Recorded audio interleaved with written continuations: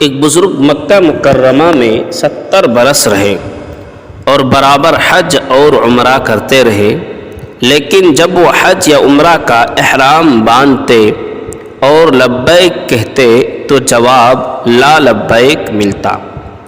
ایک مرتبہ ایک نوجوان نے ان کے ساتھ ہی احرام باندھا اور ان کو جب لا لبیک کا جواب ملا تو اس نے بھی سنا، تو وہ کہنے لگا چچا جان آپ کو تو لا لبیک کہا۔ کہنے لگے کہ بیٹا تو نے بھی سنا؟ اس نے کہا میں نے بھی سنا ہے۔ اس پر شیخ روئے اور کہنے لگے کہ بیٹا میں تو 70 برس سے یہی جواب سنتا آ رہا ہوں۔ جوان نے کہا پھر کیوں آپ اتنی مشقت ہمیشہ اٹھاتے ہیں؟ شیخ نے کیا پیارا جواب دیا، کہا بیٹا اس کے سوا اور کون سا دروازہ ہے جس کو پکڑ لوں، اور اس کے سوا کون میرا ہے جس کے پاس جاؤں؟ میرا کام تو کوشش ہے، وہ چاہے رد کرے یا قبول کرے۔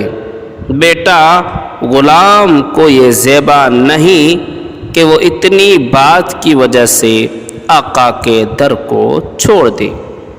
یہ کہہ کر شیخ یعنی بزرگ رو پڑے، حتیٰ کہ آنسو سینے تک بہنے لگے۔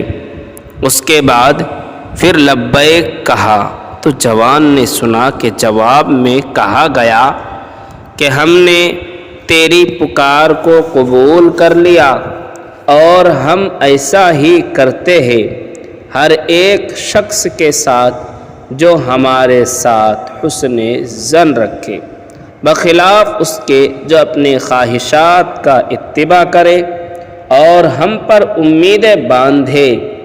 جوان نے جب یہ جواب سنا تو کہنے لگا چچا تم نے بھی یہ جواب سنا؟ شیخ یعنی وہ بزرگ کہہ کر کہ میں نے بھی سن لیا، اتنے روئے کہ بزرگ صاحب کی چیخیں نکل گئی۔